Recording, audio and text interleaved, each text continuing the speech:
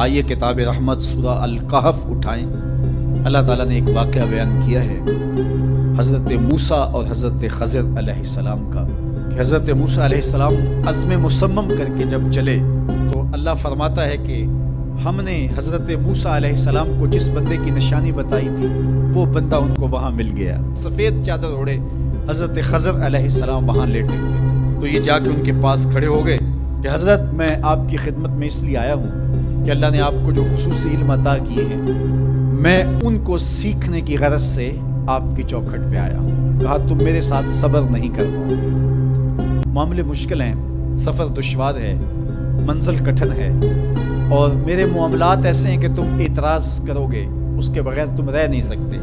حضرت موسیٰ علیہ السلام نے کہا اگر اللہ نے چاہا تو آپ دیکھیں گے میں صبر کروں گا اور آپ کے کسی حکم کی کسی کام کی میں نافرمانی نہیں کروں گا، کسی کام کا انکار نہیں کروں گا۔ کہا کہ اچھا شرط یہ ہے کہ جو میں کروں اس پر تم اعتراض نہیں کرو گے، سوال نہیں کرو گے، یہاں تک کہ میں خود ہی نہ بتاؤں۔ تو کہا کہ یہ شرط ٹھہری، میں کوئی بات نہیں کروں گا۔ فانطلقا، دونوں چل پڑے، دریا کے پار جانا تھا۔ جو کشتی کا مالک تھا، کشتی بان تھا، وہ حضرت خضر علیہ السلام کو جانتا تھا تو اس نے کرایہ بھی نہیں لیا، لیکن جب کشتی پر سوار ہوئے تو عصا مار کے حضرت خضر علیہ السلام نے کشتی کا ایک پھٹا توڑ دیا۔ تو بے ساختہ حضرت موسیٰ علیہ السلام نے کہا آپ نے پھٹا توڑ دیا، یہ سارے ڈوب جائیں؟ کہا میں نے کہا تھا نا تم میرے کاموں پہ صبر نہیں کر پاؤ گے۔ تو حضرت موسیٰ کو یاد آیا، کہا میں بھول گیا تھا، اس پر مواخذہ نہ کیجیے۔ پھر دونوں چل پڑے، بچے کھیل رہے تھے، ایک خوبصورت لڑکا وہ بھی بچوں میں کھیل رہا تھا۔ حضرت خضر آگے بڑھے اور اس کی گردن مروڑ دی، اس کو قتل کر دیا۔ صاحب شریعت تھے حضرت موسیٰ علیہ السلام، نہ رہ سکے، پھر بول پڑے ایک جان کو بغیر کسی جان کے بدلے میں قتل کر دیا، اس نے گوایا کیا تھا ہمارا؟ آپ نے بہت ہی جو ہے وہ غلط کام کیا، یہ کام اچھا نہیں کیا آپ نے۔ کہا میں نے کہا نہیں تھا کہ تم میرے ساتھ صبر نہیں کر پاؤ۔ کہا ایک موقع اور دے دیجیے، اب اگر میں نے کوئی اعتراض اٹھایا تو پھر دوبارہ مجھے آپ اپنی صحبت میں نہ رکھیے، عذر تمام ہو جائے گا۔ پھر دونوں چل پڑے، یہاں تک کہ ایک بستی میں دونوں آئے تو آپ نے بستی والوں سے کہا کہ ہم مہمان ہیں، آپ ہماری مہمان نوازی کیجیے، کھانا کھلائیے۔ تو انہوں نے انکار کر دیا، کہا کہ ہم تو آپ کو بلایا نہیں ہے، آپ خود آئے ہیں، آپ اپنے کھانے کا خود انتظام کیجیے۔ گزر رہے تھے گلی سے تو ایک دیوار گرنا چاہ رہی تھی، تو جلدی سے اس دیوار کو مرمت کر دی۔ کہا حضرت ہم اگر چاہتے تو اس پہ اجر لے سکتے تھے، انہوں نے ہمیں کھانا تک نہیں دیا اور ہم ان کی دیواریں سیدھی کر رہے ہیں۔ کہا اب تمہاری میری جدائی ہو گئی، تم نے یہ بھی اعتراض کر دیا۔ تو انہیں یاد آیا کہ وہ یہ بھی اعتراض ہو گیا، اب میں تمہیں بتاتا ہوں کہ یہ 3 کام میں نے کیوں کیے۔ اللہ اکبر۔ اب سنیے، قرآن ہمیں بتاتا ہے کہ ظاہری علم بھی ہوتا ہے لیکن کوئی باطنی علم بھی ہوتا ہے۔ کہا وہ پہلی بات کشتی والی سنو، یہ 2 مسکین بچوں کی کشتی تھی، ان کے گھر کا چولہا اس کی کمائی سے جلتا تھا۔ دریا کنارے کنارے ایک ظالم بادشاہ رہا تھا جو لوگوں کی کشتیاں چھین رہا تھا، ہم نے تھوڑا سا عیب لگا دیا، وہ ٹوٹی کشتی چھوڑ کے چلا گیا۔ اب وہ تھوڑے سے پیسے لگا کے کشتی مرمت کرا لیں گے، گھر کا چولہا جلتا رہے گا، بتاؤ اچھا کیا یا برا کیا؟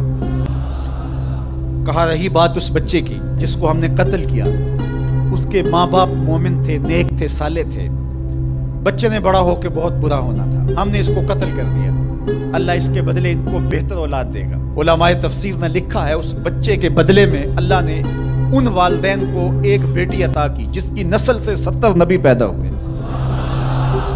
دیوار کی کہانی بھی سن لیجیے، یہ شہر کے 2 یتیم بچوں کی دیوار تھی اور اس کے نیچے ان کا خزانہ تھا اور ان کا باپ بڑا نیک تھا۔ خزانہ دیوار کے نیچے ہے، دیوار گرنا چاہ رہی ہے، کسی معمولی دھکے سے گر جاتی۔ 2 ہی صورتیں تھیں، یا وہ بچے خود اپنا خزانہ اٹھا لیتے یا لوگ اٹھا کے لے جاتے۔ لوگ اٹھا کے لے جاتے پھر بھی ہاتھ میں کچھ نہ آیا، اور اگر وہ خود اٹھا لیتے تو بچے ہیں، بچپنے کی وجہ سے وہ اس کو اڑا دیتے۔ تو ہم نے اس کے اوپر دیوار کھڑی کر دی، جب تک وہ اس قابل نہیں ہو جاتے کہ یہ خزانہ نکال کے اس کو صحیح مصرف پہ لگا سکیں اتنی دیر تک دیوار گرے گی نہیں۔ اللہ اکبر۔ وہ کسی وجہ سے دیوار قائم رہے گی، اور جب وہ اس عمر کو پہنچ جائیں گے جس عمر میں وہ اس خزانے کو سنبھال سکیں گے تو پھر دیوار خود بخود گر جائے گی اور یہ خزانہ نکال کر کے اپنے کام پہ لے آئیں گے۔ میں جب پہلی مرتبہ اس کو جو ہے وہ غور کے ساتھ تلاوت کیا تو مجھے یہ لگا کہ اس کا انطباق پاکستان کے حالات پہ بھی ہو سکتا ہے، اس لیے کہ یہ بھی یتیموں کا سرمایہ ہے۔ کتنے یتیم روتے بلکتے رہ گئے اور ان کے سر سے جو ہے وہ سائے اٹھ گئے اس وطن کے لیے، لیکن میرے مالک نے اس ملک کے خزانوں پر گہرے پہاڑ اور بڑی بڑی دیواریں کھڑی کر دی ہیں۔ جب تک یہ قوم بلوغت تک نہیں پہنچے گی اتنی دیر تک وہ خزانے ظاہر نہیں ہوں گے، اور جب یہ قوم اپنی بلوغت تک پہنچے گی، شعوری بلوغت، فکری بلوغت، علمی بلوغت، اور رب سے جو وعدہ کیا تھا پاکستان کا مطلب کیا، لا الہ الا اللہ، جب اس بلوغت تک یہ پہنچ جائے گی، اس وعدے کی تکمیل ہوگی، پھر رب دیوار ہٹا دے گا اور پاکستان کو اللہ اتنے خزانے دے گا اور پاکستان ایسا مالا مال ہوگا دنیا دیکھنے آئے گی انشاءاللہ۔ اس لیے رب نے دیواریں بنا کے رکھی۔ تمہارا باپ معین الدین چشتی بڑا نیک تھا، تمہارا باپ داتا گنج بخش علی حجویری بڑا نیک تھا، تمہارا باپ حضرت مجدد الف ثانی بڑا نیک تھا، ان کی وجہ سے میں دیواریں کھڑی کر رہا ہوں اور مضبوط حصار لگا رہا ہوں تمہارے خزانوں پر، اور وہ وقت آئے گا جب تم بلوغت کی عمر کو پہنچو گے، دیواریں ہٹ جائے گی اور تمہارا وطن زمانے پہ مہکتے پھول کی طرح اور چمکتے ستاروں کی طرح اور روشن آفتاب کی طرح چمکتا اور مہکتا دکھائی دے گا، اور زمانہ پاکستان دیکھنے آئے گا، پاکستان دنیا کی قیادت کرے گا انشاءاللہ۔ تو کہا یہ تعویل ہے ان باتوں کی جو باتیں میرے رب نے مجھے بتائی، اور یہ میں نے اپنی مرضی سے نہیں کہی، اور جو میں نے کیا اپنی مرضی سے نہیں کیا۔ تو یہ باطنی باتیں ہیں، شاید یہ باطنی باتوں کے جوش میں یہ بات بھی میں کر گیا۔ وہ کیا کسی نے کہا تھا کہ بھری محفل میں ایک راز کی بات کہہ دی، بڑا بے ادب ہوں سزا چاہتا ہوں۔